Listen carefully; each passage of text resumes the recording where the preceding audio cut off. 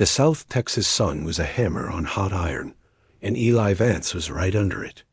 He wiped sweat from his brow with a worn bandana, his hands rough and cracked from years of hard work. This was his life now. 500 acres of dry grass, mesquite trees, and silence. The only sounds were the wind sighing through the tall grass and the distant lowing of a few cows. His old dog Rex, a mix of brown and gray, lay panting in the thin shade of the farmhouse porch. The farmhouse wasn't much, just a simple square building his uncle had built decades ago. To Eli, it was a fortress of peace. After 20 years in the Army, most of it in places he'd never talk about, this was what he wanted. No orders, no night missions, no weight of decisions that cost lives. Just the honest ache of fixing a fence post, the routine of feeding the animals, the slow turn of the seasons. He'd traded his rifle for a wrench, his camouflage for dusty jeans, and he was most days grateful for it. He spent that morning working on the old windmill that pumped water for the cattle. The metal was hot to the touch, and the squeaking pulley needed oil. As he worked, he noticed something odd near the base. It wasn't an animal track. It was a boot print, deep and sharp-edged, pressed into the mud around the wellhead. It hadn't been there yesterday.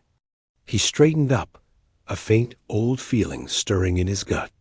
He looked around. The land seemed empty, just rolling fields and sky. He finished with the windmill and decided to walk the eastern fence line. The barbed wire was loose in a few spots, and he carried a spool of wire and pliers. Rex trotted alongside him, nose to the ground. About a half-mile from the house, near a cluster of thorny brush, Rex's ears perked up. He let out a low whine. "What is it, boy?" Eli asked, his voice quiet. He pushed through the brush. And there it was. It wasn't hidden well, just a green plastic crate shoved under some branches. He pulled it out. Inside, he found 3 empty cans of a bright orange energy drink, popular across the border. There was a pack of cigarettes, a specific Mexican brand, with 2 missing. And under that, folded neatly, was a topographic map. It was a detailed printout, the kind used for serious navigation. His own property was circled in red ink. A nearby dry riverbed, called an arroyo, was highlighted with a yellow marker. This wasn't Kids. Kids left beer cans and trash. This was clean, professional. This was a reconnaissance team's cache. That old feeling in his gut tightened from a stir to a cold coil. Someone was studying his land, and they were good enough to leave a hidden supply point, but not good enough to hide it from a man who'd spent a lifetime finding things people didn't want found. He didn't touch anything else. He carefully put the crate back exactly as he found it. His mind, a part of it he'd tried to put to sleep, flickered to life. It started calculating. Why his land? It was remote, sure. It bordered that large arroyo, which was dry most of the year, but made for easy, hidden movement. He'd heard stories, whispers in town about cartels using remote ranches as smuggling routes. He'd never paid them much mind. Now he wished he had. He walked back to the house, his pace casual, but his eyes scanning everything, the horizon, the tree lines, the dips in the land. He didn't look like a soldier.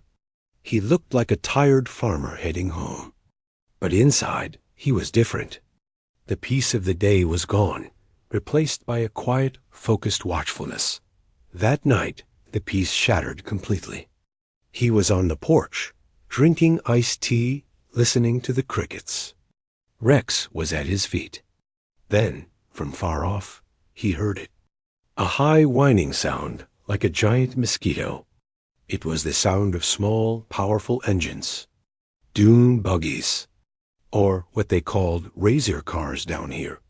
He moved inside, turning off the single lamp in the living room.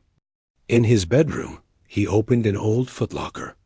Under some blankets, he found a pair of military-issue night vision binoculars, a relic from his past. He went to the back window, which faced east. The engines grew louder. Then he saw lights, not headlights, but powerful off-road light bars, bouncing over the rough ground. 2 vehicles. They came right up to his fence line and didn't stop. They crashed right through a weak section of the wire, the sound of snapping metal faint but clear through the night. They sped into his field, circling like wolves, their lights cutting crazy patterns in the dark. He could see figures in the vehicles, 3 or 4 men in each. They weren't coming to the house. Not tonight. This was a probe, a test. They were checking for lights, for movement, for dogs, for any sign of resistance. They were seeing how the land felt under their tires, memorizing the paths. One of the buggies stopped not 100 yards from his house. A man stood up, silhouetted against the light bar. He seemed to be looking right at the dark farmhouse. Then he lifted something to his face, binoculars of his own. Eli didn't move a muscle. He was just a shadow in a dark window. The man scanned for a full minute, then sat down. A shout of laughter carried on the wind, bold and mocking. Then they revved their engines, turned, and followed their own tire tracks back out, vanishing into the night as quickly as they came. The sound of the engines faded, replaced once more by the crickets. But the silence now was different. It was heavy and full of threat. Eli lowered the binoculars. He looked down at Rex, who was pressed against his leg, a low growl still rumbling in the old dog's chest. He placed a calming hand on the dog's head. "Okay," Eli said, his voice barely a whisper in the dark room. It wasn't a word of fear. It was an acknowledgement. A door in his mind, long closed, swung open. The farmer stepped back, and someone else, someone who knew the language of violence and territory, stepped forward. He looked out at the moonlit field where the raiders had been. "You just rang the bell." The morning sun felt different. It didn't bring the usual promise of simple work. It felt like a spotlight on a stage that was now empty. Eli stood on his porch, a mug of coffee cooling in his hand. He wasn't seeing his peaceful farm anymore. He was seeing a battlefield. The farmer in him was scared. That part thought about calling the sheriff, packing a bag, getting in his old truck, and just leaving. But he knew that wouldn't work. The sheriff was a good man, but his office was an hour away. By the time anyone came, the raiders would be gone, and they would come back. They knew the place was empty, and they would take it over for good. This land was all he had left. The other part of him, the soldier, was already pushing the fear down into a small, cold box. Fear was useless now. What he needed was a plan. He finished his coffee, set the mug down, and got to work. He wasn't preparing to fight them. Not directly. He was preparing to make this the worst place on earth for them to be. First, he took a long, slow walk around the entire property. But this wasn't a farmer's stroll. His eyes were seeing everything new. That cluster of rocks near the dirt road? A perfect place to hide and watch the gate. The old drainage ditch that ran from the back of the barn towards the mesquite thicket? A hidden path he could use without being seen. The rusty grain silo, towering over everything? It was the highest point for miles. A king's tower on a chessboard. He spent the morning doing simple, quiet things. He didn't have alarms or cameras, but he had string, empty tin cans, and piles of loose rock. He set tripwires along the game trails and near the broken fence line, not to hurt anyone, but to tell them they were there. A soft clatter in the night would be his first warning. He moved piles of dry stones to the edges of paths. Any vehicle driving over them would make a terrible grinding noise. His most important work was inside the silo. It was dark and smelled of old grain and dust. A rickety metal ladder went all the way to the top. Up there, The round walls were made of corrugated steel, with thin gaps where the panels joined. With a wrench and a pry bar, he carefully bent a few of these gaps, just enough to see out and to fit the barrel of his rifle. It was sweltering hot and filled with cobwebs, but from here he could see every approach to the house, the barn, and the main fields. He brought up an old wooden crate to sit on, a jug of water, and some rags. He didn't bring a gun up, not yet. But he had made the space ready. He was in the barn loft, checking this new view, when he heard a vehicle coming up the main dirt road. It wasn't the whine of a dune buggy. It was the steady rumble of a truck. He felt a jolt of alarm. Were they back already, in the daylight? He climbed down quickly but carefully, his body tense. He peered through a crack in the barn door. A familiar dusty SUV pulled up to the house. It was the veterinarian. He'd asked her to come by days ago to look at a calf with a limp. In the chaos of yesterday, he had completely forgotten. His heart sank. This was bad. She was a kind woman, tough as nails from working with large animals, but she wasn't part of this. He stepped out of the barn, trying to make his face look normal. "Hey there," she called, getting out of her truck with her medical bag. "Here for that patient." "Appreciate it," Eli said, his voice rough. "But it's not a good time. The calves." "It's fine, really." She gave him a funny look, her eyes sharp. She was probably in her 40s, with kind eyes that didn't miss much. Drove 30 miles. "Let me just take a quick look." "Won't take a minute." Before he could argue, she was walking towards the small pen where the calf was. He had no choice but to follow. As she examined the animal, he kept looking at the horizon, at the tree line, listening for any sound that was out of place. "Eli," she said, not looking up from the calf, "you're jumpier than a long-tailed cat in a room full of rockers." "What's going on?" "Nothing," he said too quickly. "Just tired." Just then, a change came over the sky. To the west, great dark clouds were rolling in, swallowing the blue. A dry wind kicked up, swirling dust devils in the yard. A desert storm, fast and mean, was coming. "You're not driving back in that," Eli said. "Roads will be a washout. You better wait it out here." She saw he was right. The first big, heavy drops of rain began to fall, hitting the dry earth like small explosions of dust. They got the calf settled and ran for the house as the sky opened up. Rain hammered on the tin roof, a deafening roar. They sat in his quiet kitchen, the sound of the storm making talk difficult. He was on edge, listening to the storm, but also listening through it. He knew this weather was a double-edged sword. It would keep people away, but it also covered sound. Then he heard it, a sound underneath the drumming of the rain, a high, buzzing whine. His blood went cold. He stood up so fast his chair scraped the floor. "What is it?" the vet asked, her eyes wide. "Get to the cellar, now." His voice left no room for question. It was the voice of a man used to giving orders in an emergency. He didn't wait to see if she obeyed. He moved to the window, peering through the rain-streaked glass. The light was strange, a sickly green. And then he saw them. 2 sets of off-road lights, bouncing through the downpour, coming straight for the house. This wasn't a nighttime probe. This was a brazen, daytime approach. The storm had made them bold. He saw her frozen by the kitchen door. "The cellar," he hissed. "Don't come out for anything."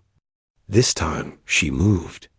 She flung open the small door in the hallway floor and disappeared down into the darkness. Eli turned off the single light in the kitchen. He stood in the gloom, watching as the 2 vehicles skidded to a stop in his front yard. Mud flying.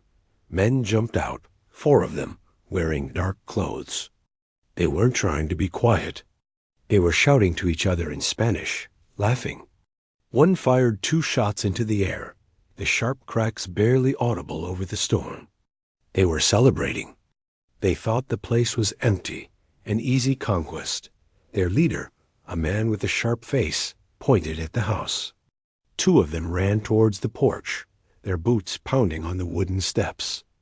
Eli crouched low, moving towards the hallway. He heard the bang of the front door being kicked open. A splintering crash. Rex, who had been hiding under the table, shot out with a furious bark. There was a shout, a curse, and then a single horrible gunshot. The bark was cut off into a sharp yelp.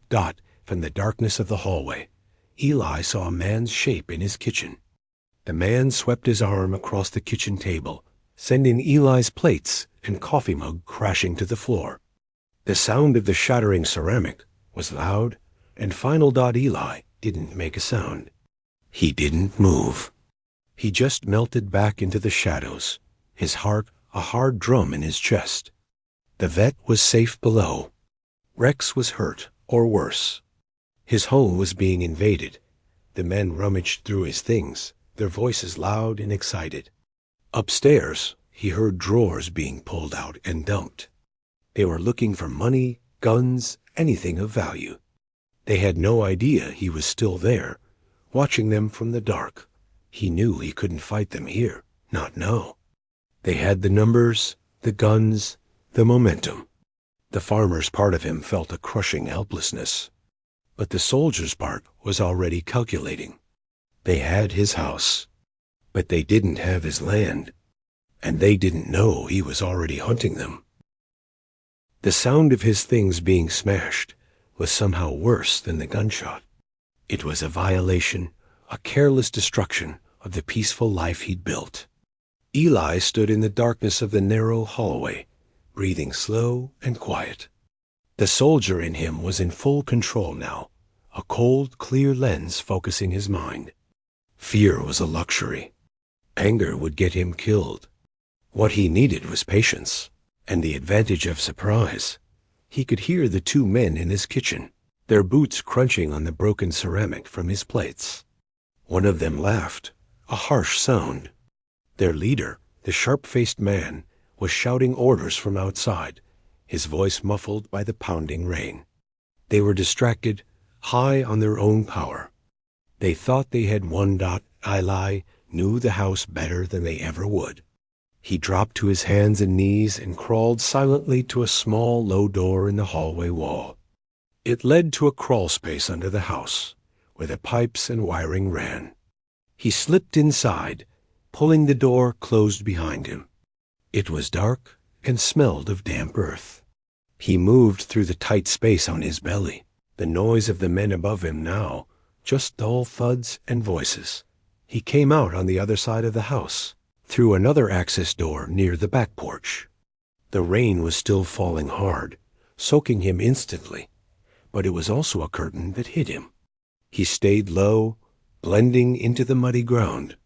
He could see the 2 dune buggies parked in his front yard, their engines still running, lights on.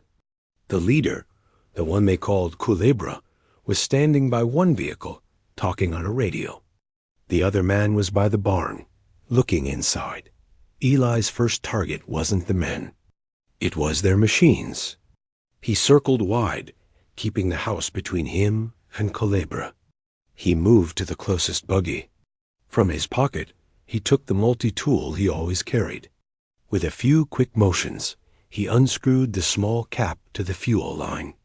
He didn't have a container, so he just let the gasoline spill out onto the muddy ground, the strong smell lost in the wet air.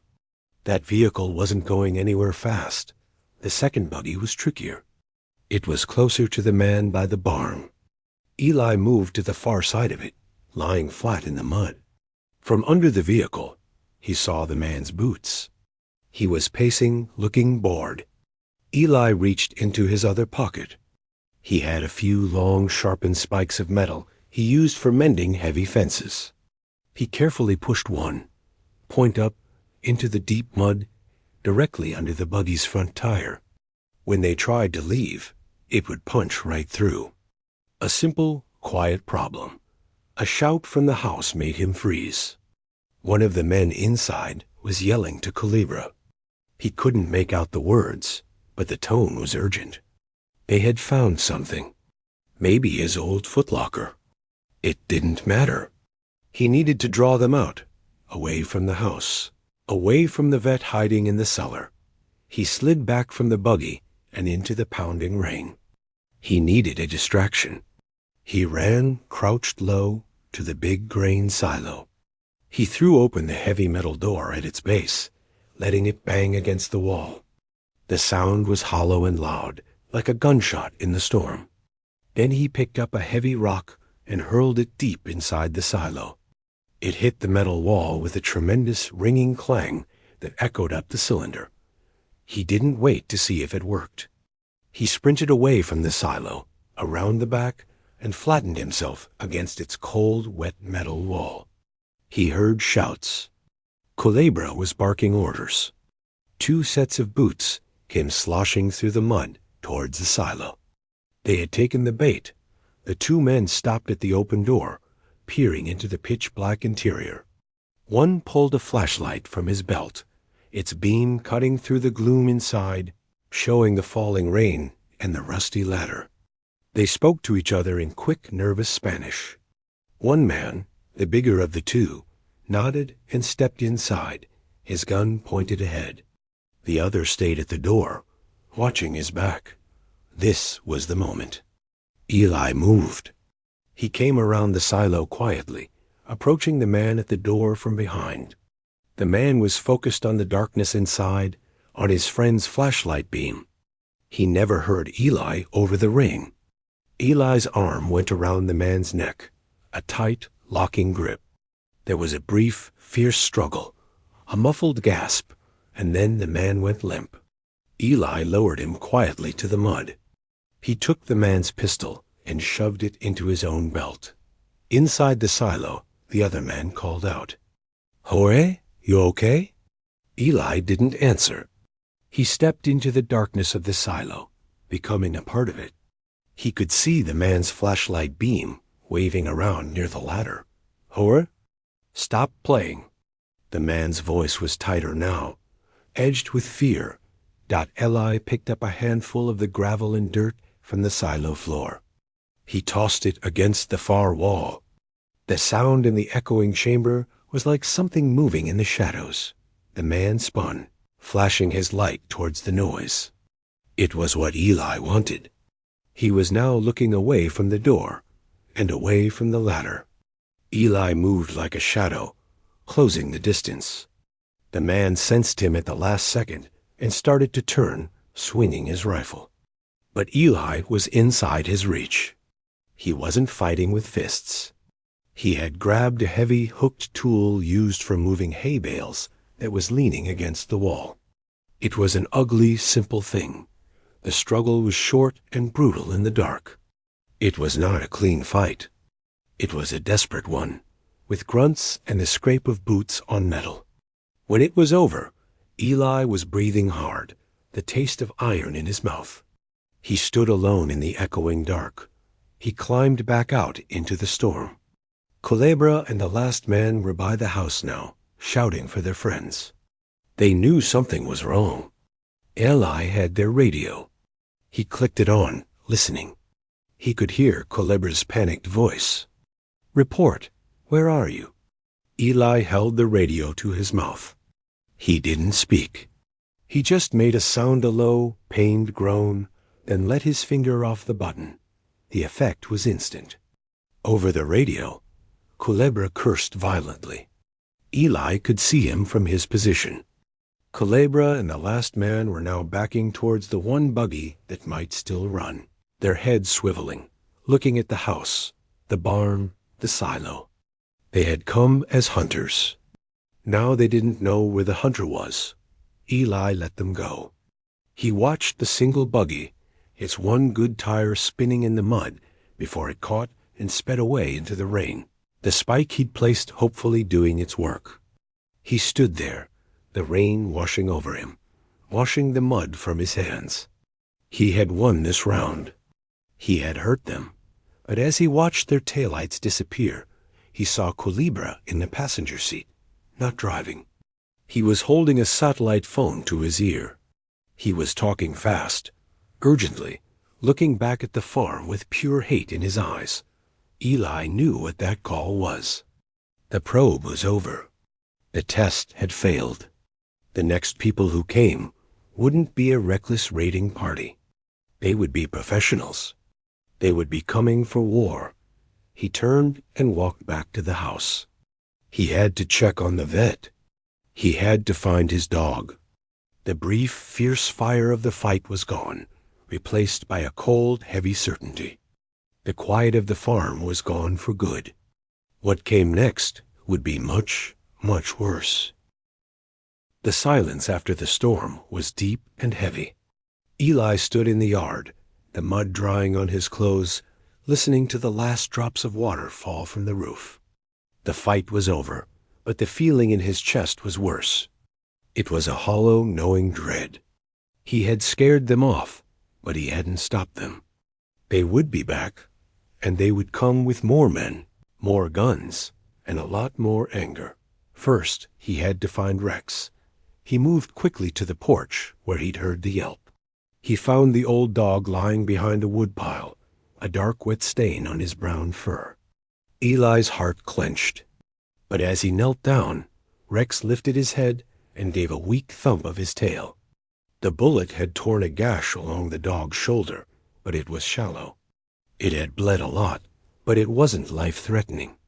Relief washed over Eli, so strong it made his hands shake.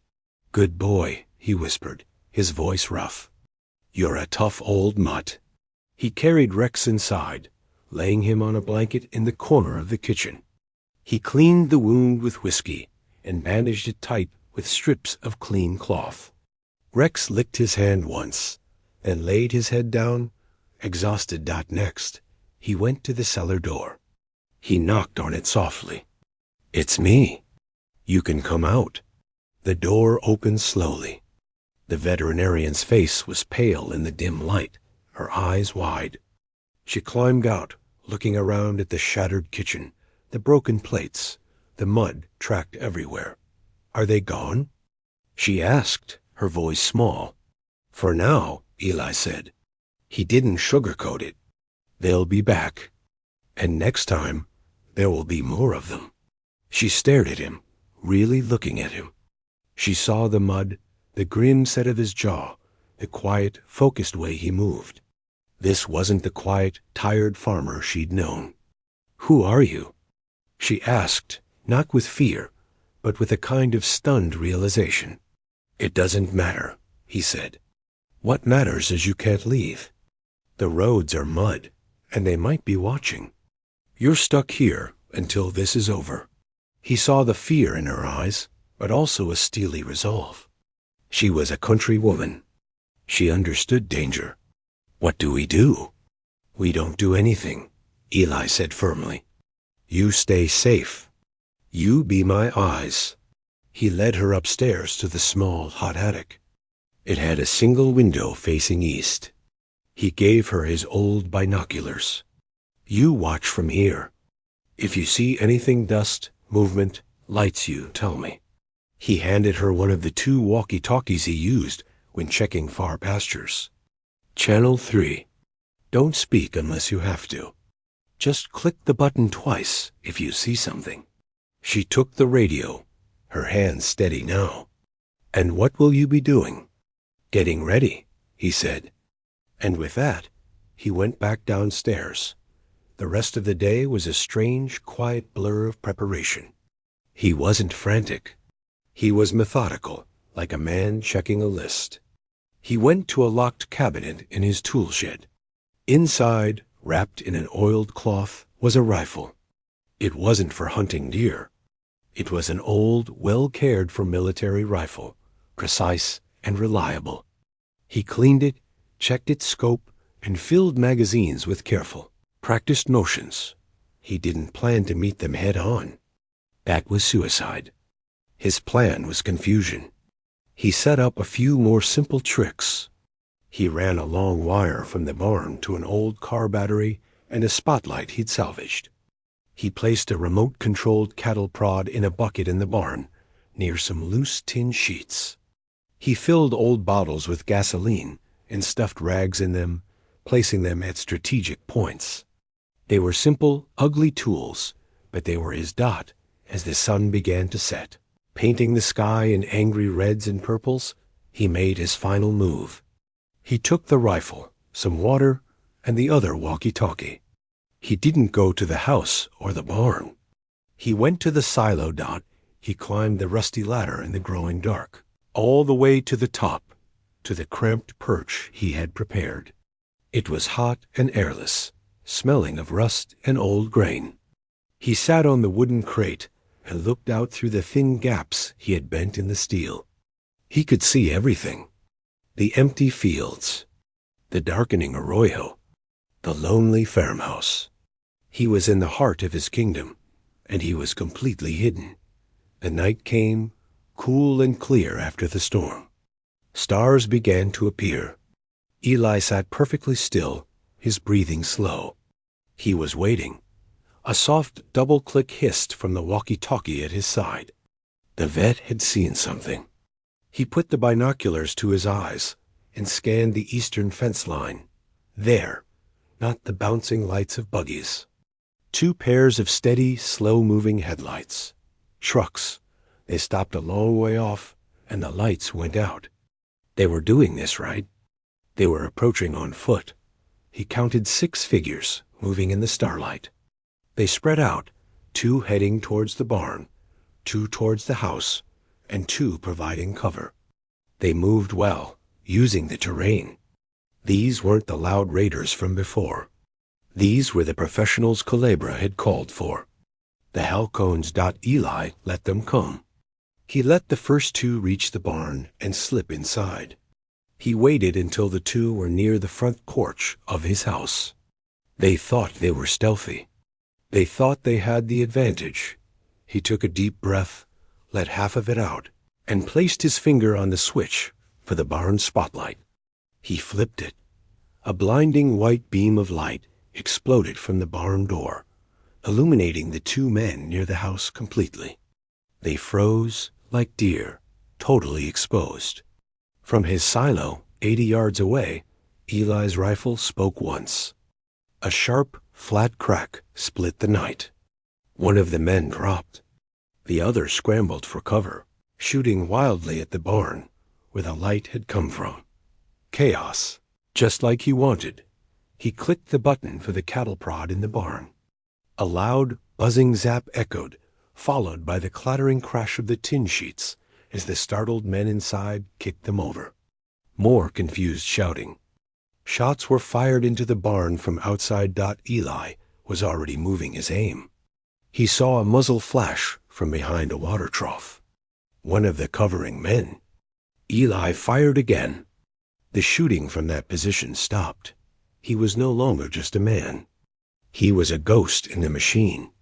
He fired from the silo, then quickly used a long pole to tap on a different part of the metal wall inside. The clang made it sound like the shot came from over there. He fired again from a different slit. To the men below, it seemed like they were surrounded by snipers. They shouted to each other, their voices tight with panic. Then he saw Culebra. The sharp-faced leader was by the trucks, yelling into a radio. He was pointing frantically not at the house or the barn, but straight at the silo. He had figured it out. Culebra barked orders. 2 men broke from their cover and started sprinting towards the base of the silo. This was the dangerous part. If they got inside, they had him trapped. Eli didn't shoot at them. He had prepared for this. As the first man pulled open the heavy door, Eli released a simple latch he'd rigged near the top of the silo. It wasn't explosive. It was just a chute of stored, compacted feed sacks. They weren't heavy, but they were many. With a loud rushing noise, a small avalanche of burlap and grain poured down onto the man, burying him in a dense, choking cloud of dust. The second man fired his rifle up into the silo. the bullets pinging and whining off the metal walls. Eli was pressed against the side, unharmed. He heard the man start to climb the ladder in the pitch black, breathing hard. Eli knew he couldn't let him reach the top. He put the rifle down. There was no room for it here. He pulled the pistol he had taken the day before from his belt and waited in the absolute darkness, listening to the metallic asterisk clink. Clink, clink asterisk of the boots on the rungs, coming closer and closer. The only sound in the dark silo was the man's heavy breathing and the steady clink of his boots on the metal ladder. Eli stood perfectly still in the suffocating blackness, pressed against the cold curve of the wall. He could feel the vibrations through the steel as the climber came closer. Rung by rung. Eli knew the man would be looking up, expecting danger from above. So Eli moved down. He crouched low, right beside the ladder, becoming just another shadow in the deeper dark. The man's hand reached the top rung. Eli saw the faint outline of his head and shoulders against the slightly less dark opening of the silo top. The man paused, listening. He started to lift his gun. Eli didn't give him the chance. He wasn't fighting for sport or for territory. He was fighting for survival. As the man shifted his weight to step off the ladder, Eli struck. It wasn't graceful. It was close, desperate, and brutal in the confined space. There was a short, violent struggle, a gasp, a curse, the sickening sound of impact. A moment later, it was over. The only breathing left in the silo was Eli's, coming in ragged pulls of the dusty air. He listened. From outside, he could hear shouts, but they were fewer now, and they sounded confused and far away. Culebra was screaming orders, but his voice was shrill with panic. Eli climbed back up to his perch. He looked out through the slit. One of the trucks was speeding away, kicking up dirt. The battle was over. Culebra was the last one standing on his land, and he was alone. Eli saw Culebra then, not running for the truck, but sprinting towards the farmhouse. He had a new plan. He wasn't going for the silo. He was going for the only other person he knew was here. He was going for the vet. A cold fury, sharper than any he'd felt before, cut through Eli. He slid down the ladder so fast he burned his hands on the metal. He hit the bottom and burst out of the silo door into the night. Culebra was already on the porch. Eli didn't have a clear shot. The man kicked in the front door, already splintered from before, and disappeared inside. Eli didn't follow him through the door. That's what Culebra would expect. Instead, he ran around the side of the house to the back porch. He remembered the simple trap he'd set there earlier, almost as an afterthought. He'd taken a large, heavy tarp used for covering hay and spread it across the porch boards. Then he'd coated it thinly with the grease he used for his tractor fittings. Over that, he'd strung a few loose coils of barbed wire. Just ankle-high. He reached the back porch just as he heard Culebra's footsteps pounding through the kitchen inside. Heading for the hallway, for the cellar door, Eli didn't go in. He picked up a rock and threw it hard against the back door of the house. Asterisk bang. Asterisk inside. The footsteps stopped. Then they changed direction, coming fast towards the back door. Culebra thought he was cornering Eli or escaping out the back. The back door flew open. Culebra charged out onto the dark porch, his gun raised. His first boot hit the greased tarp. His leg shot out from under him like he'd stepped on ice. He fell hard on his back, the wind knocked out of him. As he scrambled to get up, his hands and legs tangled in the unseen barbed wire. The more he fought, the more it bit into his clothes and skin, holding him in a sharp, angry embrace. He was caught, not by a high-tech trap, but by the simplest tools of the farm. Eli stepped onto the porch. He didn't say a word. He just stood there, looking down at the man who had brought violence to his door. Culebra stared up, his eyes wide with a mix of rage and shock. He wasn't looking at a soldier or a farmer anymore. He was looking at something else entirely, the quiet, terrible consequence of his own actions. Eli reached down and took the satellite phone from Culebra's jacket pocket. He also took his pistol. Then he walked inside, leaving Culebra tangled on the porch. He went to the cellar door and knocked. "It's over," he said, his voice hollow with exhaustion. The vet came out. She saw the man on the porch through the open door, writhing in the barbed wire. She looked at Eli, her face pale but calm. "Is he the last one?" "Yes," Eli said. He walked to his small desk in the living room. He ignored the regular phone. From a small metal box, he took out a piece of paper with a single, long number written on it, a number he had never thought he'd call. He used Culebra's satellite phone. It rang once. A voice answered, smooth and neutral. "Yes?" Eli didn't give his name. He gave a code, a series of numbers from a different life. Then he spoke clearly. "Cartel incursion. Southwest Texas. Coordinates follow." He read off the numbers from the topographic map the raiders had left. "Cell neutralized. Primary smuggling route is the Arroyo Blanco, east of my position. You have a satellite phone signature for their command. You can track it." There was a pause on the line. "Acknowledged," the voice said. "Status?" "The land is secure," Eli replied, and ended the call. It was hours before the first police cars arrived, their lights painting the farm in red and blue. The story Eli told was simple. He was a farmer. Men had attacked his home. He had gotten lucky. He had used his knowledge of the land to hide, to set traps, to scare them. He had been terrified. The vet, to his surprise, backed up every word with a steady gaze. She talked about the storm, the confusion, the dark, the official who finally seemed to be in charge. A serious man in a suit who arrived with the state police listened quietly. He looked at the scene, the simple traps, the greased tarp, the positions of the men, and then he looked at Eli for a long time.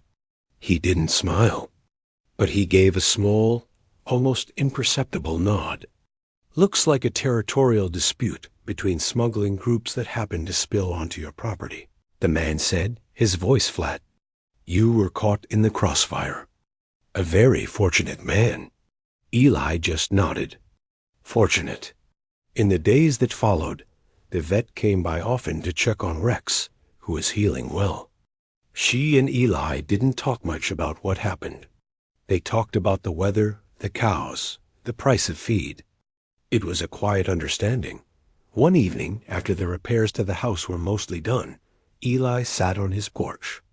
The sky was on fire again, with sunset, orange and purple, reflecting off the side of the silo. Rex lay at his feet, his head on his paws. The land was quiet, but the quiet was different now. It wasn't the quiet of peace he had before. That was gone. This was the quiet after a storm has passed. It was a quiet you had earned. It was a quiet you protected.